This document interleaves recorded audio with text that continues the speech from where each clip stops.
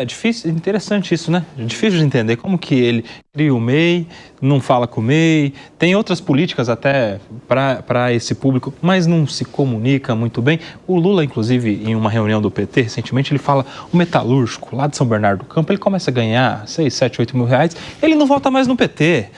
Falou isso, né? Ou seja, dezembro, né? Exato. Na reunião de dezembro. E trocou agora o secretário de comunicação institucional, colocou o Sidônio Palmeira, que é o Sidônio Palmeira, que é um grande profissional do marketing político e um profissional de comunicação, de agência, tudo isso, com a questão de mudar a política do governo, né? Política de comunicação. Nesse quesito... Falta de autocrítica, eu acho, isso aí, Pierre.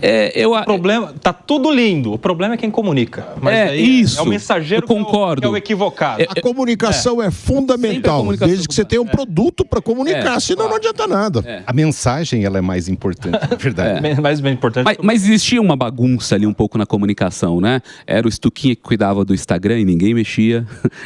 Era o assessor de imprensa que cuidava, o Crispiniano que cuidava do Twitter, da comunicação, de texto. A Janja tinha indicado, a primeira-dama tinha indicado a Bruna Rosa para ser a secretária de redes sociais e assuntos digitais do governo. Então, o Sidônio já deu uma mudada e tentou mudar lá.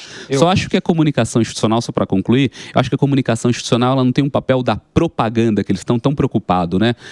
Como fazer a propaganda e antecipar e fazer uma campanha eleitoral a partir do governo. Uma comunicação institucional serve como prestação de serviço para a população, do serviço que o governo oferece e traz tudo isso. Porque quando o governo funciona e vai bem, as pessoas percebem isso. E a comunicação institucional só ajuda a alavancar, Mas eu acho que ele já entrou errando, o novo ministro da SECOM, porque aparentemente a decisão de voltar atrás em relação a esse negócio do PIX veio de lá, da estratégia do novo ministro. E parece que o que já era um problema tomou ainda mais proporção, o Diogo da Luz. Boa parte da população já estava com esse assunto do PIX no radar. Quem não estava, passou a estar depois da volta atrás do recálculo de rota do governo. Diogão. Sem dúvida. E vale lembrar que essa questão do PIX começou como mal contada pelo próprio governo na saída, que dizia que eram medidas para acabar com a lavagem de dinheiro. E todo mundo viu que não era nada disso, né? E me chama a atenção o Sidônio quando chegou, parece que é um ótimo profissional mesmo, mas ele, como pessoa, como comunicador pessoal, me pareceu um desastre. O discurso do Paulo Pimenta, o sainte, era cheio de ímpeto, cheio de emoção, cheio de palavras fortes. Parecia até que ele queria dizer: presidente, me ponha em outro lugar, porque eu sou bom. O do Sidônio foi uma coisa enfadonha. A gente tinha que prestar muita atenção para escutar o que ele queria dizer, porque era muito da mesmice. Mas eu acho que a causa disso tudo é que a esquerda veio, inclusive nos Estados Unidos, e aí que eu acho que é talvez a grande razão da perda das eleições lá, com aquele discurso woke, o discurso identitário muito forte, e cansou as pessoas, porque era um discurso de imposição das minorias, não só nos Estados Unidos, como no Brasil e em todo mundo, que era, no fundo, dizer que grupos minoritários tinham que ser privilegiados e mandavam muito mais, até que as pessoas perceberam: mas espera aí, tem minoria menor que eu mesmo? Tem minoria menor que um indivíduo? Se nós adotarmos o respeito pleno a cada um de nós como indivíduos, não precisam se impor sobre os outros. Eu acho que é isso que o eleitorado no mundo está percebendo. Me dá um exemplo de como que isso se dá no Brasil no governo Lula. O que o governo Lula está fazendo pró... Eu quero entender a leitura disso que eu te explico.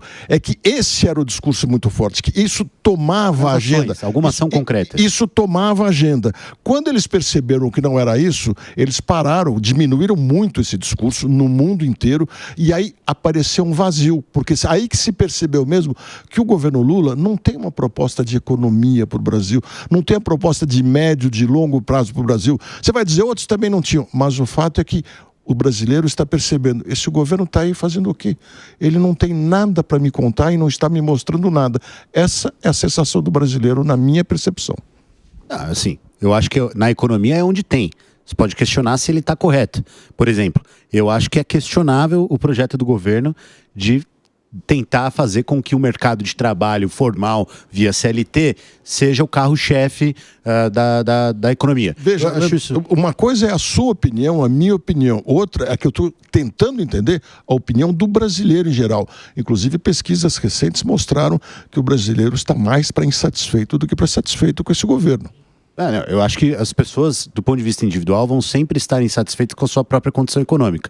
Não é por acaso que os mais ricos querem ganhar mais dinheiro também. Não é falta de condições e tal. Quem é rico também quer ganhar mais dinheiro. Mas a questão é que eu acho que na economia é onde tem algo a se dizer, é onde tem um projeto. Você pode questionar esse projeto, que ele está olhando para a década de 80, você pode questionar esse projeto dizendo que ele está industrializando sem ter as bases necessárias, você pode olhar para esse projeto para uma série de questões. Isso eu concordo. Agora, tem a questão da comunicação, tem muito mais gente com especialidade para discutir isso, mas ainda assim, acho que o fator econômico, né, deixou de ser o centro do debate político nos últimos anos e é o que a gente está presenciando. Olha, e o que mais se discutiu em Brasília em dezembro foi justamente isso. A única coisa que não discutiram, na realidade, foi a lei do orçamento anual, né? Que vergonhosamente só vão votar em fevereiro, talvez março, sei lá. Mas olha, aqui nós temos uma ligação, sim, eu acho, do governo Biden com aqui no Brasil no seguinte sentido, né? O aumento da renda per capita nos Estados Unidos não significou que a maioria da população trabalhadores melhorou de vida. Isso foi um índice, pelo contrário, né? Todas as pesquisas mostravam uma insatisfação generalizada com o governo no que diz respeito à economia. Quando a Kamala substituiu, ela não conseguiu, quando ela perguntada, confrontada, o que ela faria diferente na economia. Ela não conseguiu passar nenhuma credibilidade nesse sentido. E as propostas, elas não apareceram. E é por isso que, na verdade, eles perderam a eleição. Isso desde que aquele assessor de Bill Clinton falou aquela famosa frase, economia estúpido. Continua sendo, economia é o centro que faz você desejar a população trocar ou não de governo. E o que aconteceu aqui? Aqui a conta não fecha. Eles podem ter uma série de iniciativas, como por exemplo a reforma fiscal, que é revolucionária, junto com uma série de outras iniciativas, mas de prático a gente sabe que o governo ele tem gastado mais do que arrecada, sem nenhuma iniciativa que vise reduzir custos da máquina do Estado. Não é isso que dá voto. Não é isso que dá voto. Então nós vamos ver daqui. Gastar mais é que dá voto. Então, mas o problema não é esse. Você está pensando muito no gasto, mas a questão é, gastando mais, você tem mais inflação. Você tendo mais inflação, diminui o poder de compra do brasileiro. Você tem aumento dos juros. Então, assim, o gastar mais significa, assim, um rombo no bolso do trabalhador. E o brasileiro hoje percebe. Ele não percebia na época da hiperinflação. Mas hoje o brasileiro percebe que, gastando mais, o juro sobe, ele ganha menos ou ele perde o emprego e ele não consegue consumir. Esse é o problema da população brasileira, na minha leitura, hoje. Concordo, e o brasileiro, especialmente mais pobre, é muito sensível à inflação. Qualquer aumento que venha na inflação, ele se arrepia justamente contra o governo. Acho assim, só para uma contribuição sobre a inflação. Sim. Existem vários fatores que podem gerar inflação. O cambial, que é um que foi discutido, que é o preço do dólar, é um que impacta muito a inflação. E nós estamos vendo e vivendo isso, vamos ainda sofrer as consequências disso por alguns meses. Né? Foi uma volta atrás para o governo em relação a isso. Mas o fator que mais impacta a inflação no Brasil não é nem cambial, nem de descontrole fiscal, que é a teoria que se chama de dominância fiscal. O que faz o Brasil ter um alto gasto, uma alta inflação, é justamente que nós não temos produção suficiente para entregar para toda a população. É culpa do governo. O governo ele incentiva o consumo. Esse é o problema. O governo incentiva o consumo. Mas, isso é por incentivo de consumo? Não, isso é uma ideia populista do governo, na verdade. Mas as pessoas estão comendo. Antes as pessoas estavam na fila do osso. Mas a custa de inflação, a custa justamente de crise de demanda. Mas essa inflação, é isso que eu estou te falando. A sua posição, ela é populista. Você incentivar o consumo. Você está muito populista, Leandro. De forma alguma. Populista foi o Bolsonaro e vai ser o Trump. Vocês vão ver. Vocês vão ver o que é um populista agora nos próximos 4 anos, que é o Donald Trump.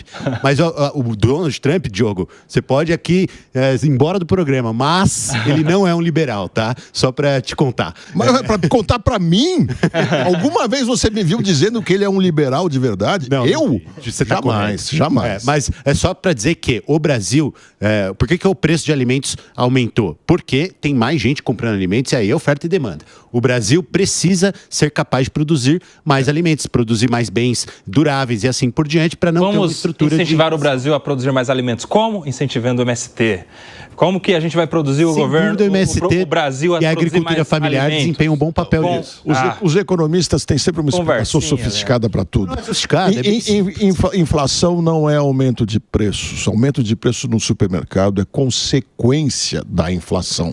Inflação é aumento da base monetária. É pela emissão de dinheiro ou pela emissão de título da dívida. Aí o dinheiro perde valor e os produtos ficam mais caros. Aumento de preço é consequência.